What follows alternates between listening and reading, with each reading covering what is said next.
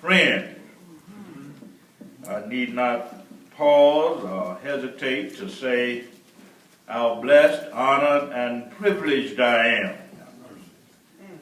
to be here in this place once again. There are very few of us, but Jesus said, where a few are gathered in my name, I will be one in the midst. I vividly recall the rich experience I had here last year. I'm most grateful to Pastor Kelly for inviting me back today as your guest speaker. We are rapidly approaching the end of yet another Black History Month observance, a time when we are compelled to reflect on just how far God has brought us as a people. As a people, we have come a long way, and we have accomplished a lot, but much still needs to be done. It is great to think about and to rediscover and reclaim our past. But perhaps more important is the question of how we might best confront the challenges and uncertainties of today and tomorrow. But we don't know what's going to happen. There are still battles to be fought. There are still obstacles to overcome. And there are still victories to be won. And as the Apostle Paul said so eloquently, we need to press on toward the mark of a higher calling.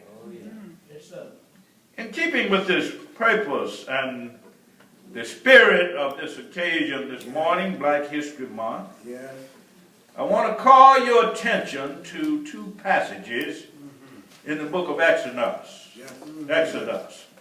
First, Exodus chapter 14, verse 15, which reads as follows. And the Lord said unto Moses, Wherefore criest thou unto me?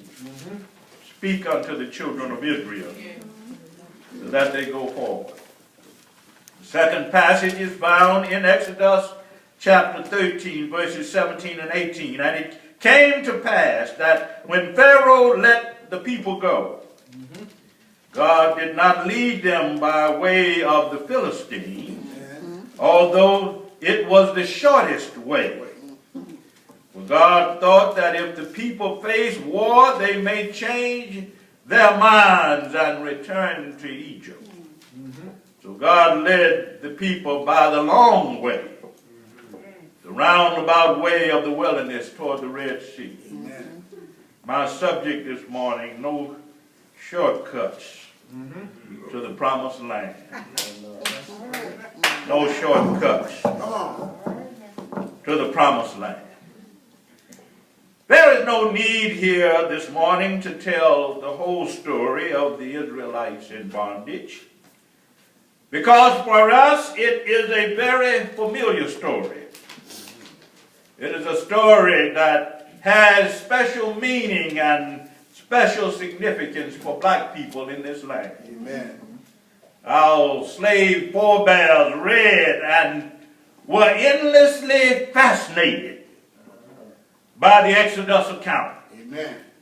And they gave vital expression to the Exodus story in their spiritual song.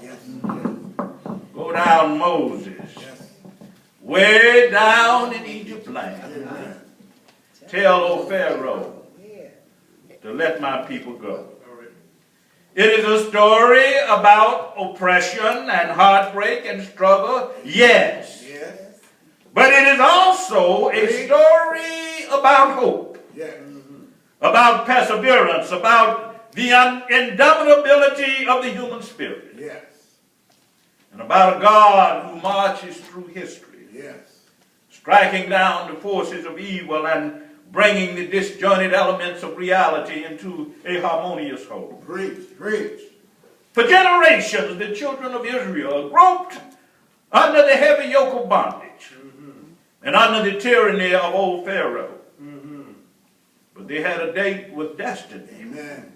And the signs of better times were already etched in the hills of the east. Yes. God's hand had moved in the history of the Israelites. Pharaoh's stubbornness was undermined and defeated. Yes. The Egyptian soldiers were swept back and drowned. Yes.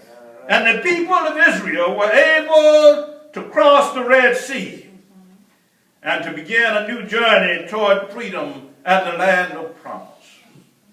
But in their early wanderings, these people were led by God, not by the shortest route connecting Egypt and Canaan, but by the way of the wilderness, much farther east. For had they gone the nearest or shortest route, they would have faced the violence of the Philistines. Amen. And frontier garrisons of Egyptian troops. Yes, sir. And the outcome, as you read this passage, would have been tragic and perhaps even devastating, because the Israelites, though they were armed, they were not prepared for the kind of war that they would face. Amen. They had the assurance of a God who reminded them that he would make his presence known through the sun by day. Amen. Amen. And a pillar of fire by night. Yes. But the journey to the promised land would be long and difficult, because there are no shortcuts Amen. to the promised land. There are no simple answers.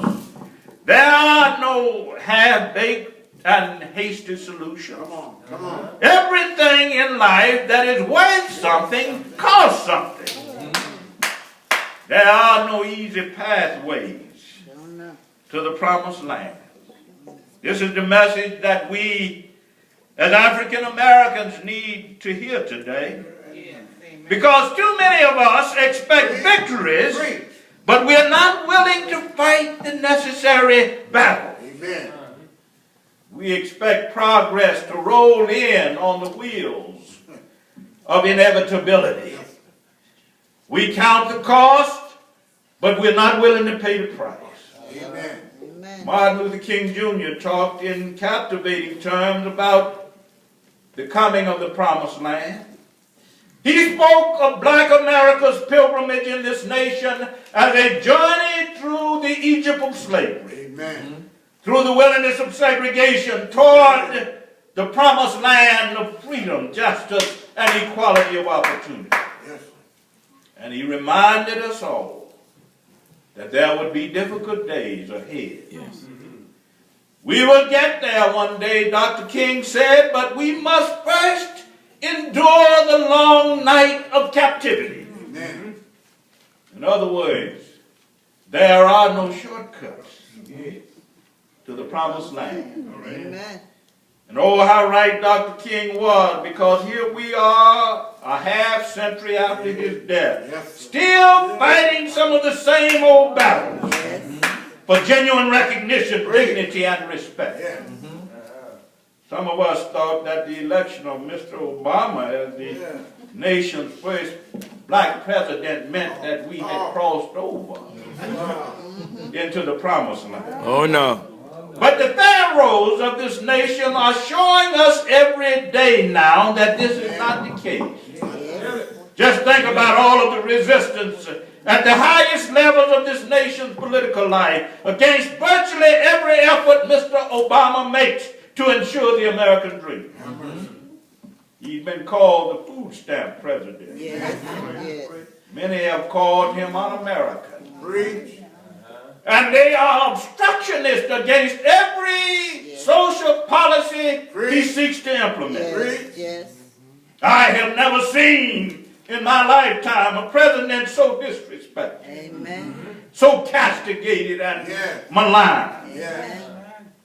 Threats against the president of our nation, threats against his life have gone up 400%. Yes. No other president has had to face that. Special task force had to be formed to protect his life.